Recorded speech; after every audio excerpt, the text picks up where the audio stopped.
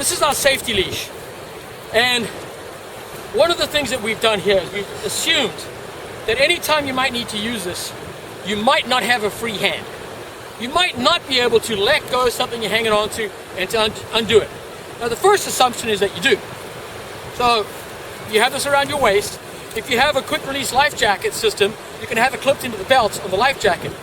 I don't like to do that because if I need to release the strap, then you don't have the belt, the safety system on the life jacket. If you then need it, it's now gone away with your board.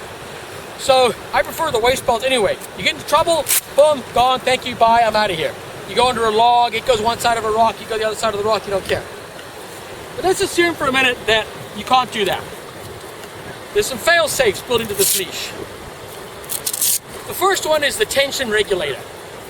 If you're on a big volume hunking river like we have here at the Leash, and what's going to make you fall off the board is a giant hole.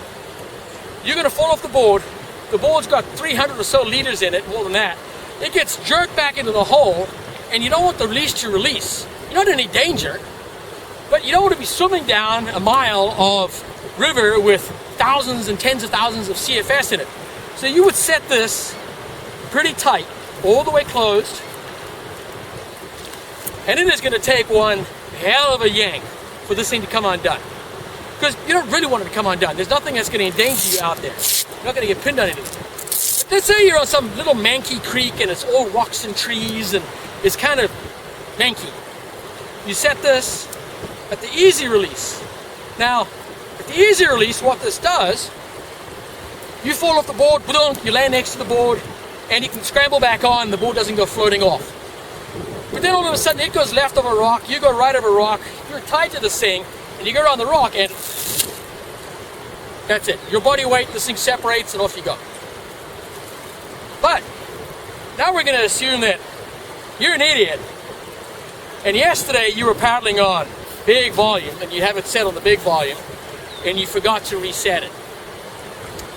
So we have fail-safes. The first fail-safe is this D-ring.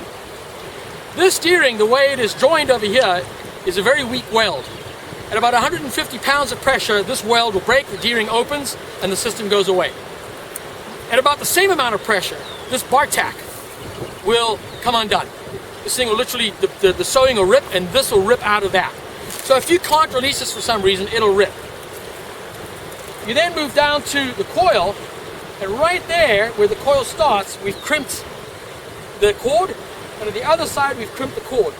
And at about 200 pounds of pressure, the cord will literally snap here. So, for whatever reason, this didn't release, this is going to snap, if that doesn't snap, this is going to snap. You can also set this down here with more or less pressure, so that this will come undone just by pulling on it like that. Alright? So you can set that more or less down there. And then of course you can do the same thing up here, where you can set this with more or less. So you can set this for an easy release. You can set it for a strong release. Same thing here.